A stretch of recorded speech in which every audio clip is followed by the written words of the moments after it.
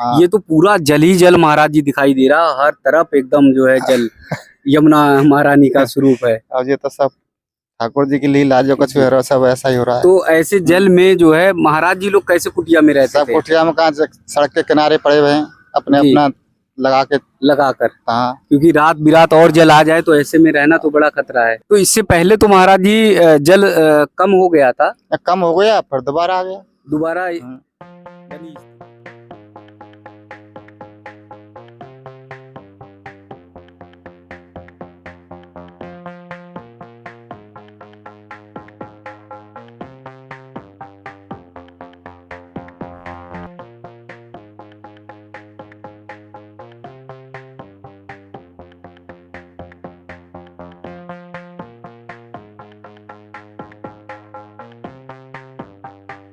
ऐसी स्थिति में बाबा जी बता रहे हैं, यमुना मैया जब लगा एकदम अचानक आई तो संभलने का भी मौका नहीं मिला और पूरा जो सामान है, संत महाराज जी यहाँ पर करीब 7-8 संत रहते थे, वो सबको हटना पड़ा और उनका पूरा का पूरा सामान, जो उनके प्रसाद की व्यवस्था थी, जो राशन की व्यवस्था थी, वो सारा कुछ जो है यमुना जी में जलमग्न हो गया।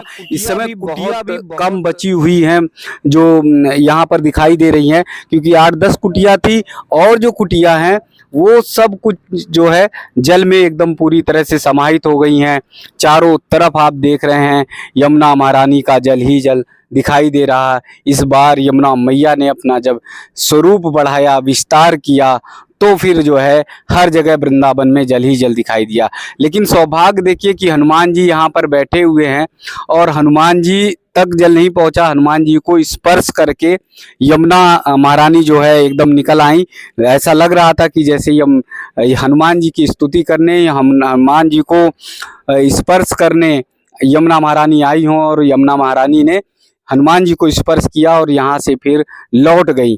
तो बहुत सारे संत साधक यहाँ पर जो तपस्या करते थे, जो साधना करते थे, इस समय आप देख रहे हैं वो कुटिया में नहीं है, क्योंकि जल अधिक आ जाने के कारण उन्हें कुटिया अपनी छोड़कर जानी पड़ी। यहाँ अगर पीछे भी देखेंगे तो देखिए कैसे मटकी लगी हुई है, इसी मटकी में वो पीने का जल रखा करते थे और कुटिया के ऊपर ही सामान जो था उसमें पूजा पाठ और सामान प्रसाद की व्यवस्था रहती थी।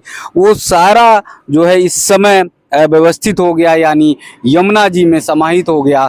बस केवल किसी तरह से संत महाराज जी ऊपर के स्थान पर निकल कर आए हैं। आप एक बार फिर देख सकते हैं पूरे यमुना महारानी जी का यहाँ से विस्तार, यहाँ पूरा विस्तार यमुना महारानी ने ले रखा है। चारों तरफ जो है जल ही जल दिखाई दे रहा है। जिधर भी नज़र डालेंगे तो आप सबको जल ही जल दिखाई देगा। यहाँ अगर देखेंगे तो इस स्थान पर भी आप जल का तीव्र बहाव, यमुना महारानी का जो बहाव है दिखाई देगा बहुत तेज गति से।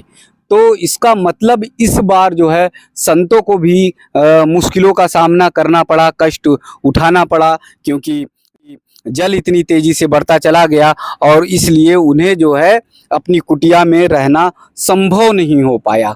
तो दर्शन तो देने आई मैया, लेकिन बहुत सारे ऐसे लोग हैं जिनकी घर गृहस्थी जो है वो अव्यवस्थित हो गई, वो डमाडोल हो गई।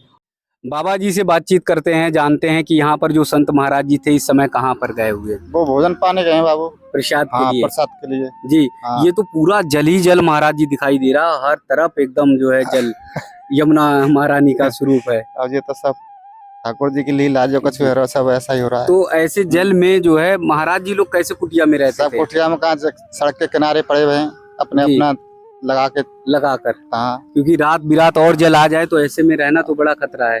अब कहाँ जाए बताओ जी, जाओ तो नाच कर कहाँ पे जाए जी। तो इससे पहले तो महाराज जी जल कम हो गया था, कम हो गया फिर दोबारा आ गया, दोबारा बनी स्थिति।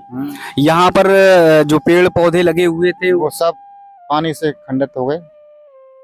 जी। कितने संत महाराज जी यहाँ पर हैं करीब? संत महाराज जी हैं यहाँ पर 8-10 कुटिया बनी हुई हैं जी।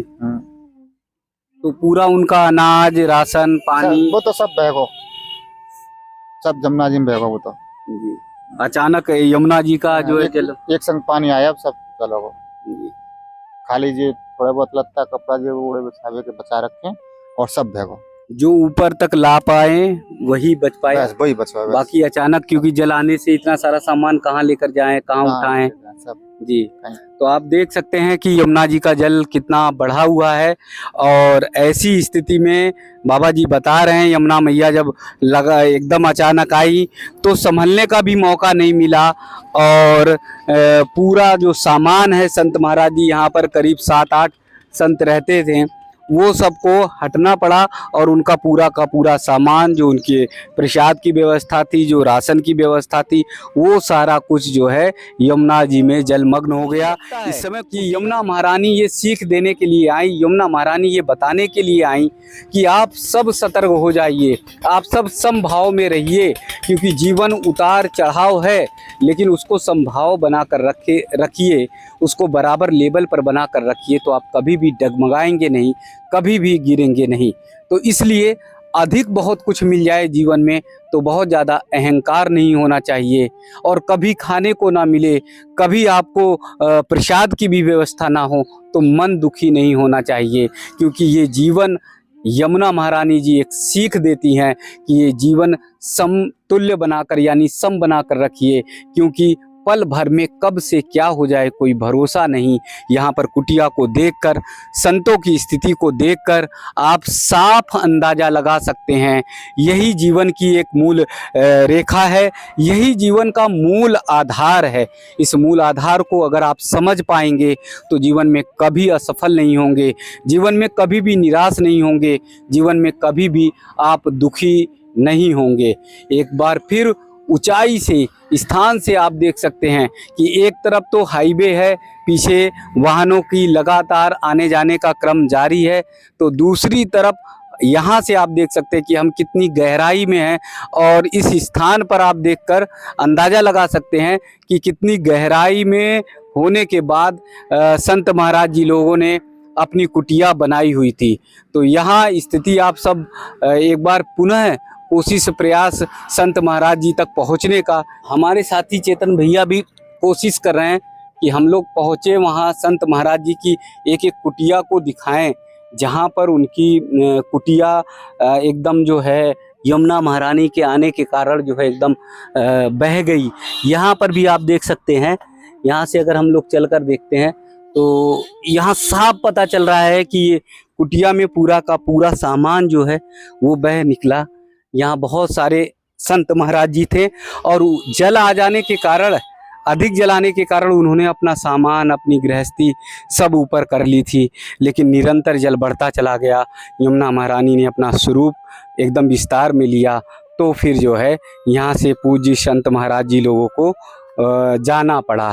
तो एक बार फिर इस जंगल में, इस घने वन में, जहाँ पर यमुना जी के किनारे संतगण रहते थे, उनकी वस्तु स्थिति जानने के लिए हम लोग निकले हुए हैं। और एक एक संत की कोशिश है कि ये पता लगाया जाए कि वो कहाँ पर किस स्थिति में है, उनके प्रसाद की, उनके भोजन की कैसे व्यवस्था हो पा रही है, उसकी भी जानकारी, और जो संभव हो सकेगा वो मदद भी करेंगे। पुरुषोत्तम मास में इस बार यमुना महारानी का जल ऐसा आया कि हर कोई जो है उससे के जद में आ गया, और बहुत सारे ऐसे लोगों को अपना घर परिवार सब कुछ छोड़ना पड़ा है। यहाँ तक संत महाराज जी जो अखंड तपस्या, अखंड साधना करते हैं, उन्हें भी अपना स्थान छोड़कर जाना पड़ा।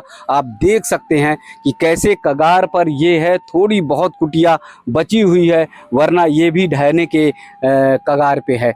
बहुत मुश्किल से जतन करके, बहुत त्याग और तपस्या से संत महाराज जी अपनी कुटिया को बनाते हैं, बहुत मेहनत करते हैं, लेकिन इस बार यमुना महारानी ने सारी कुटिया को अपने आगोश में ले लिया।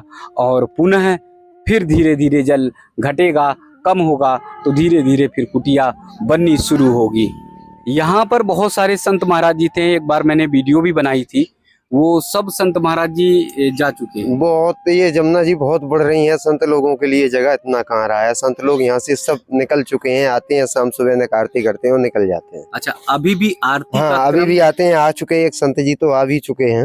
उनकी आरती का क्रम जारी हाँ, जारी है, आरती कार्यक्रम रोज शाम के जारी है जी। इतने मतलब विकराल व्यवस्था में, जहाँ पर एकदम मिट्टी लग रही है, कट रही है, और कटान है, कटान बढ़ गया है। बढ़ गया है। हाँ, कटान रोड की साइड बहुत बढ़ गया है। उसके बावजूद संत महाराज जी आते हैं, आरती और पूजन जरूर करते हैं। जरूर करते हैं, एक भी दिन अंजा नहीं जाता है। अच्छा, इतनी बाढ़ में हाँ, इतना इतनी- मतलब जल बढ़ने में भी ये बगल में ये बंगाई बाबा, सागर बाबा हैं, ये तो हिले ही नहीं है। इतनी बाढ़ पर में बने यहीं हैं। पर रहे, रातों दिन यहीं पर रहे, और आरती रोज शाम के, और सारे बाबा लोग चले जा चुके हैं जी। और तो ये ये प्लान कर गए हैं, निकल गए हैं। जी, तो ये बता रहे हैं कि महाराज जी जो हैं वो यहाँ पर आरती पूजन जरूर करते हैं, अखंड ज्योति वो जलाए हुए हैं, वो प्रार्थना करते हैं सबके लिए कि यमुना मैया अब स्थान दीजिए, स्थान अपना ले लीजिए और हम सबको स्थान दीजिए। तो साधना और भक्ति ऐसी होती है कि विषम परिस्थितियों में भी लोग अडिग रहते हैं और अपनी परीक्षा देते हैं। तो मुझे लग रहा है जो संत महाराज जी यहाँ पर भैया बता रहे हैं, आरती पूजन कर रहे थे, वो परीक्षा दे रहे थे कि यमुना महारानी आप मेरी कितनी कठिन से कठिन परीक्षा लो, मैं नहीं डिगूंगा यहाँ से, आ गए हैं। मैं यही रहूंगा और अपनी तपस्या और पूजना करेंगे।